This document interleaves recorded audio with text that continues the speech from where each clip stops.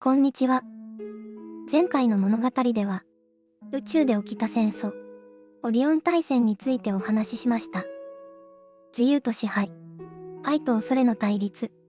そしてその戦火は、やがて地球という星に影響を及ぼし、今も私たちの魂に深く刻まれています。今回は、そのオリオン大戦の中で、平和と調和を守るために立ち上がった存在たち、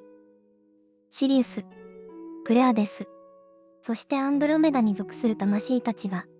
どのように行動し、どのように地球に関わってきたのかについてお話ししていきます。この物語を通じて、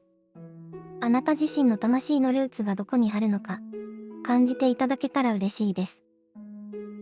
シリウスは、オリオン戦争が激化する中、最も強くバランスの役割を担った存在でした。彼らは戦いを避ける知恵を持ち、かといって何もしないというわけでもなく、意識を守るために働きました。物質的な力ではなく、波動を安定させるテクノロジーや共鳴による癒しの力、そういった方法で、争いによって傷ついた意識を包み込み、再び調和に向かわせるための働きをしていました。シリウスの存在たちは、非常に高い精神性と科学技術を融合させた文明を築いていました。彼らはエネルギーの構造を深く理解しており、個々の魂の状態や、周囲の環境との共鳴状態を調整する術を知っていました。戦うのではなく、乱れた波動を整えること、そのことに長けていた彼らは、対立の中であっても可能な限り調和を保ち続けることを選んだのです。シリウスはまた、多くの惑星間の交渉や外交的な調停にも関わっていました。その中立的な立場は、多くの存在たちにとって信頼できるものだったのです。彼らは激しい衝突の中で、少しでも魂の道を見失わないよう、光の道標として機能していました。一方、クレアデスの魂たちは、より感情的で、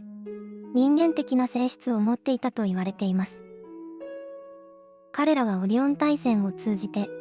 深く感情的な痛みや悲しみを体験してきました。それゆえに、クレアデスの魂たちは、愛の価値を深く理解するようになったのです。愛とは、ただ優しいだけのものではなく、時に強さや許し、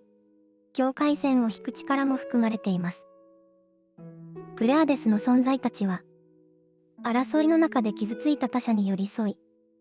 その痛みに共感することを何よりも大切にしてきました。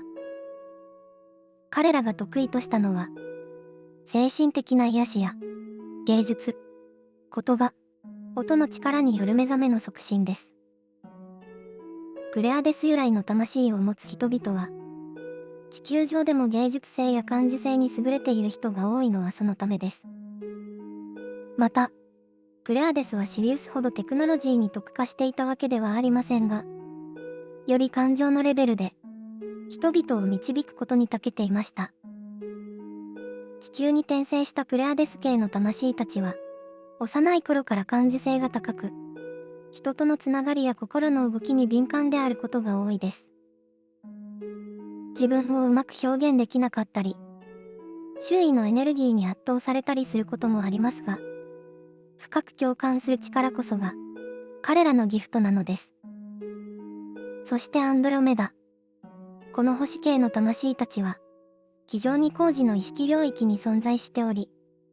物質的な世界に関わることを長らく避けてきた存在とも言われています。けれど、オリオン大戦の中で、アンドロメダの魂たちもまた、介入することを決断しました。それは、宇宙のバランスが根底から崩れていくのを見過ごせなかったからです。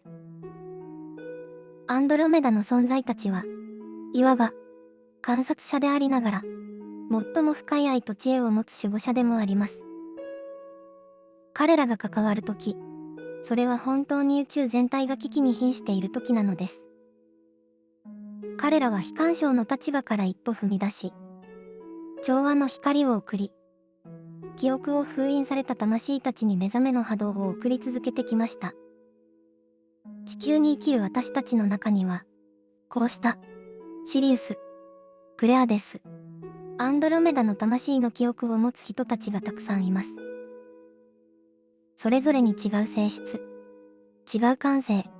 違う痛みを抱えながら、今この時代に生きているのです。誰かと同じでなくていい。あなたの感受性の強さも、浮いているように感じるその違和感も、あなたが地球に届けに来た何かの証なのかもしれません。魂のルーツを思い出すことは、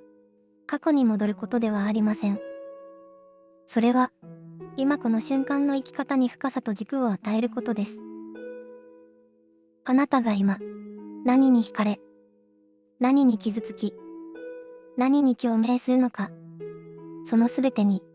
魂の記憶が影響しているのです。もしかしたら、あなたは過去に戦場に立ち、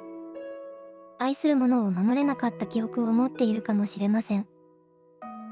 あるいは、調停者として平和を守るために奔走し、心をすり減らしてきた経験があるかもしれません。または、そもそも物質的な世界に違和感を持ち続けてきたアンドロメダの魂かもしれません。どのルーツであっても、それはあなたにとっての力であり、今世での大切な役割につながっています。目覚めの時代を生きるというのは、光だけを見ることではありません。自分の中にある痛みや傷にも目を向け、それすらも抱きしめて統合していくことです。オリオン大戦は終わったわけではありません。その記憶と影響は、今も人間社会の中に息づいています。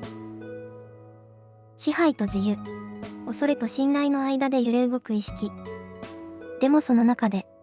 あなたが自分自身を取り戻し、内なる宇宙とつながっていくとき、魂の記憶は静かに、でも確実に、目を覚ましていきます。シリウスのように知恵を持って調和を選ぶか、プレアデスのように愛と共感を持って寄り添うか、アンドロメダのように深い沈黙の中で全体を見るか、あなたの中にあるその選択の記憶は、必ず現実の中でも現れてきます。今、あなたがどこに向かおうとしているのか、その答えは外にはありません。いつも、あなたの内側にあるのです。次回は、地球で始まった操作の構造と、その解除に関わる魂たちについてお話しします。どうぞお楽しみに。